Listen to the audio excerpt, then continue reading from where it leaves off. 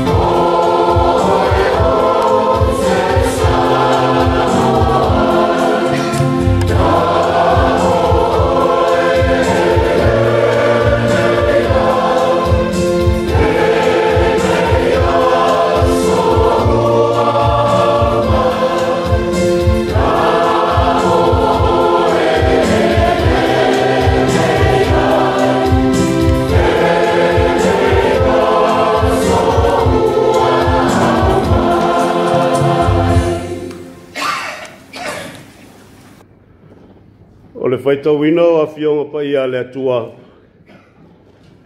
Maua le tusi whaitau mo I tātou le nei Taeao. Ma le tuse e peru lona matau pu e tolu. A mata o na whaitawina I lona whaiupu mua mua se I o atu le whaiupu e ono. E peru lona matau pu e tolu.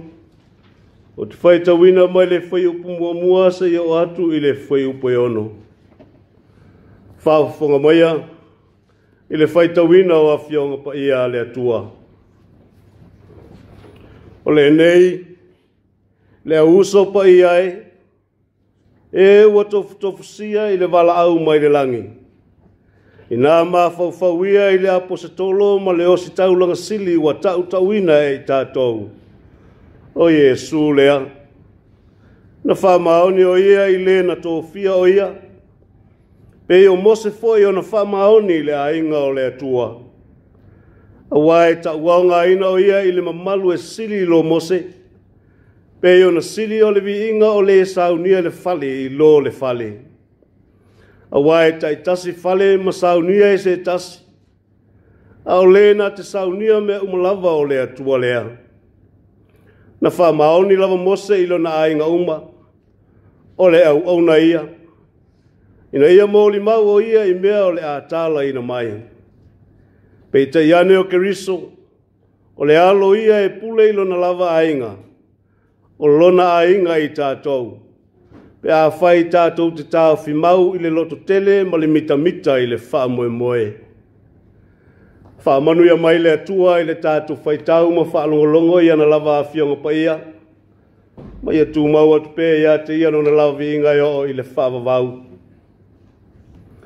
O le launga I le suafa malu o le atua le tama le alo ma le anganga pa ia. Amene. O le amawa ni nai mawhauwhaunga wha le anganga mo I tātou le nei Taeao. Mai le tusi sā tātou whaitawina nei. E peru I lona matau pu e tolu.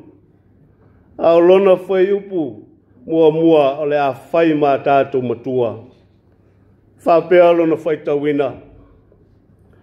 O le nei, le auso pa I ai, e ua tofusia I le wala au mai le langi. I nā mā whauwhauia I le apostolo ma le o se taulanga sili ua tauina I tātou. O Iesu lea.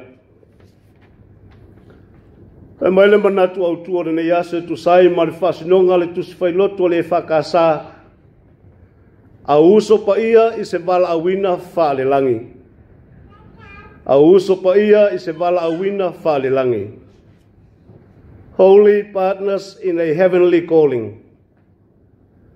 Holy partners in a heavenly calling. Le uluai whai upu o le tātou tusi whai taure nei Taeao lo whape mai. Le a uso pa iai e ua tofusia I le wala au mai le langi. Samoa o lo whasino ia upu ia te oe maa. O I tātou o le a uso pa ia Iesu Keriso. Ua tofu foi I tātou malona wala awina mai le langi. E ese foi whaiva mo tātou tiute, ua tōwhia iai I tātou e le atua. Tātou te ngālu lue ai. A whai o tātou o le a uso pa ia. Ai sea ua whai mai ai le tusitala le tuse e peru. I nā mā whauwhauia I le apostolo ma le o si taulanga sili. O loo tātou tauina o Iesu lea. Ai mai tātou te mā whauwhau ia Iesu mana o onga. Ai mai tātou te mā whauwhau ia Iesu I lona loto maulalo ma lona anga malu. Au le anga le lei ma le alofa, ma lona wha maoni. E wholinga mai, wa tātou le wha maoni I o tātou tiute. O le ato atoa foi o na wha atino lo tātou wala awina. Pe ua solo muli ma wha vai la tāu o nangao. Ma ua tāu wau ina mou e se tuai lo tātou wola. Malo tau soi fua whatua tua i le tua. Wa mafu ai lea wha manatu mo i tātou. Kai le whai upe lua se o atu le whai upe ono. O loa wha matala tala ina ai le senga o le wha maoni o Yesu, ma le wha maoni o Mose. Mai o Yesu na wha maoni o ia i lena tō fia o ia. A Mose na wha maoni o ia i le ainga o le atua. Sa wha maoni i le ainga o le atua, o lona wha atua tua fo i sa whai mauna malu sianga. A o ia tai le whanaunga Israelu, mai lava i le taimi na ave esa ina ai i la tau mai tu tonu ai kupito. I le mea sa nofo polonga ai. Sa fiso tai le atua ma Mose. O mea o mafoi na whetala iai le atua. Na ia whaia lava i lona ustai ma lona whaambaoni i lona wala a wina. A wasa whaatasi le atua mai ia. Le whaambaoni leo Mose na o whaatasi ma lona whaamboe i le atua. Na taunu atu ai le ainga o Israelu i le manuia. Ma le nuu fola ina. Ai peitai. Le whamaoni o Yesu i le atua. O lena tō fia o ia. O wā o ia o le alu. O ia o le suli. E sili lona mamalu nai lo Mose. E le whaia Yesu e peo na whai o le tangata. Ai sea. Wā o Yesu. Sa whaia o mea umalava talu le amatanga. Mai e peo na sili o le vi inga o le na saunia le fali. Na i lo le fali. Mai e pule Yesu i lona lava ainga. O lona winga. O i tātou o le ainga o Yesu. E pule whai o ia i tātou. Ai le pule i tātou i tātou lava. O i tātou o whale na saunia e le atua. Na saunia whai e ia o mea umba. I le tino, le mawhau ma le anganga. O le poto whai ma le atamai. Ina ia o tātou ana atuai i a te ia. O i tātou o le ainga o Keriso. O i tātou o le au sopa ia. Pe a whai tātou te tū mau. Ma tali tonu wha maoni i a Yesu Keriso. Ma tātou whātua tua i a te ia. Samoa e ma lau whaafunga i nei Taeao. O a whaiva ma tiute o ngā ruenga whai wa wala u nei ai lo tō soi fua ma lo nei yola e le atua. I to tonu o le malo, to tonu o e kalesia, to tonu o a inga ma so se ngā ruenga. Wha moe i le atua lo tātou wha moe ngā sili. E manu iai mea uma tātou te whaia. O a whainga tā, o alu i tau tātou te whea ngai. O le atua o iai le tali o mea uma. O ia foi e mauai lo tātou toa file mu. O le whamanatu o le tala le lei mo i tātou. O le whātua tua ma le whamaoni. E manu iai o tō whaiva matiute. A wā se manuia o nai o tātou tangata. I a inga, nu uma e kalesia, whapea si o tātou atunu. Samoa e, tātou mita i le whamoe. Le whamoe lea na whio mai e Jesu Keriso ma le whamaoni o rona alofa mo i tātou. Na ia maliu ai le sātauro ma toe tū manu malo mai le tunga mau. Ina ia whaolaina i tātou, ma tātou maua le ola e whawawau.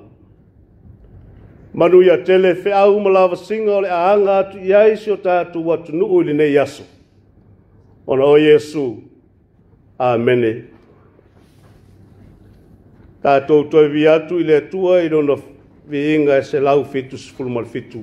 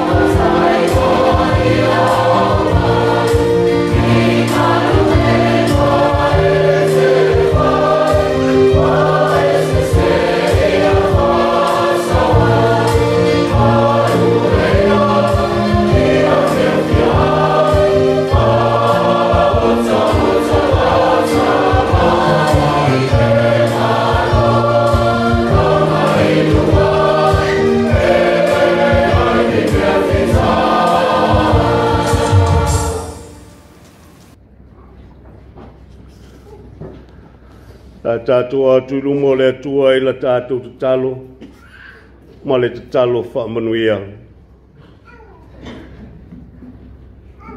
Le atua manai, o e lava o le pule awao o mea umba.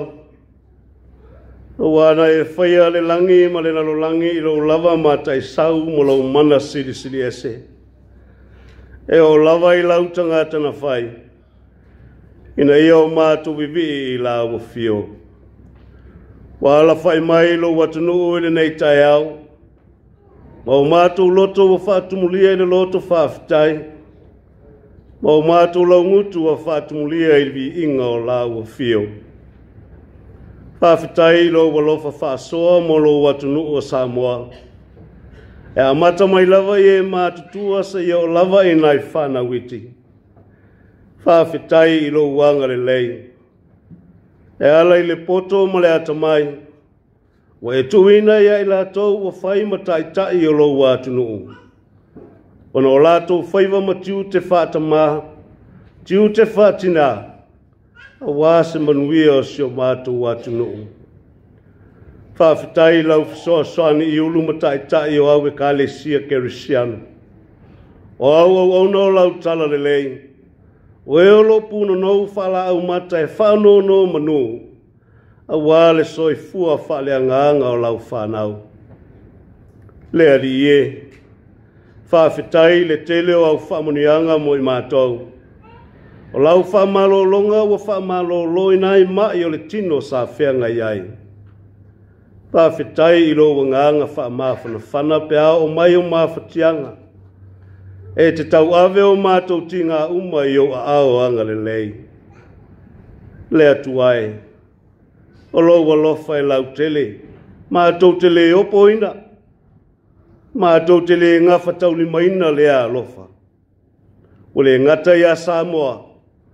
E o whapea fo i le lalo langi i atoa. Whaafitai le au nanga le nei TV whaasalalau. Ua mawhai ai ona mātou mafuta whale a inga masio mātou atunu. E ala ia mātou Tapuaiga i aso umalawa. Mātou whaafitai ia ua whionga pa ia. O loa o au. Awa ima whaatonu tonu nai la mātou sa vali i au luma. E tusa malau fina ngalo pa ia. Whaafitai lo wanganga pa ia e musuina. Ma whamalo sia i pēlu mātou wola whare whaatua tua i la ua fio. Ai whaasiri na lava i la mātou whaafitai. Le tongi ola na e saunia e ala ia Yesu Keriso lo walo. Ma lona soifua pa ia no foina mai. E whai lea ma tongi ola mo le lalo langi atoa. Tu ma watu ia te oe le viinga, le whamanu ma le whanetanga, nei se yo i le whavavau. Lea tuai. E ui so mātou tau pēa o lo suafa mamal. Ai wale tu salava lo walofa ma sa mātou tali atu. Wao tangata anga sala i mātou lea li e. Wai sila fia lo mātou ngao i whaleanga anga. O le ala lea ua whaasifua i lo watunu i o luma i le nei Taeao. Mātou te whaato ese. Ona wa mātou wa mio le tonu i o luma. Wa anga sala lo watunu i lo mātou wola to i lalo pea. Ina ua mātou le whaia lo fina ngalo. Ai ua whai lava o mātou loto. Whama ngalo tai o lo watunu pe a whai o le tonu. Ma sēra la tau taitainga i mea manuia ai o tangata lau tele. Whama ngalo taitai o au kāle sia taitasi mau au ona tutofi. Pea whai wa whaavai e whanono manu o wale soifua whaaleanganga o lau whanau. Whama ngalo i mātou uma. I lo mātou le whamaoni i o mātou tiute. I tu tonu o mātou a inga taitasi. Lea tuai. Te leo mātou se maanga sala. Wa le tau tamali i lea i lau sira whanga ma lau whaafonga anga pa ia. Ina ua mātou le tausi i au polo inga maolai. O le tatalo lo watunu i lau wa fio. Whaapale pale mai lo walofa mo i mātou. e mā ngalo ai la mātou I whonga nei tamā. E tusa malo walofa, sina mata ua le toto pa I o lo walopele o Yesu Keriso. E wha mā ngalo inai lo watunu o Samoa. Le atu ai o manuia, wa e si la fia mana onga o lo watunu. Awa mātou ta talo ma le wha mā walalo I o luma. Tō mai au wha manuianga I lunga o lo ainga. I lunga o lo watunu o Samoa. I ulu matai tai wha le malo. A watu I ata I la tau le manuia ma le file mu. Le poto ma le ata mai. E tai tai nai I o tangata I le manuia ma I ata ai. Wha manuia we ka le sia kerisiano uma. I ulu matai tai I rala tō ngā luenga. A wasa manuia wha le anganga o lau wha nau wha tua. Wha manuia I au nanga ese a wale saunga le mua o tangata lau tele. Wha manuia na ia mātou wha nau a onga. Le sa I lingo le poto sala lau. A waso lato luma na I manuia. Le atu ai. A lofa ngia I lato uma o whea ngai ma I o le tino. Ia iai lau wha malo o longa tamā. Oe foi o whea ngai ma wha noanoanga. Wha mā whana ina I lato I lo wa lofa mā whana. A lofa ngia I lato o whia maua lau whesoa swani so seitu. Oe o sawa ina ma tu la fo ina. O atu iai lau whesoa swani ia I lato. E lalo langi vevesi I taua ma whewai ina. O mala whare nā tura foi wa awhiai le soifua mo le ola o tangata. Ia iai lo file mu ma lau lawe ina. Whamanuia le au ondanga re nei ala ata whaasala lau. Le di pule ma lau whenga luenga I ala ata ngā luenga whaatino. E whaasu sulu a tili atua I pēr lo whina ngā lo lofa mo I mātou uma. Whamanuia ua whionga pa ia pēr na mātou whaitau ma whaalongolongo iai. Whaamala malama a tili e la ua whio. Ina ia o mātou sawa vali ai. Le atuai, o nisi o mātou te talo. Whaatasi ai ma te talo lilo I le loto le tangata lavaia. Whaia pē iai lo whina ngalo alofa. Ai awalawa so mātou whaatau anau. Ao le manuia ma le file mua oe le atua le tamā. Le alofa siri esa Yesu Keriso le whaola. Le mafutanga le motusia ma oeanga pa ia. Tu mau mai lunga o lo watunu ma le lalo langi atoa. Nei se yo I le whavavau lava. Amen.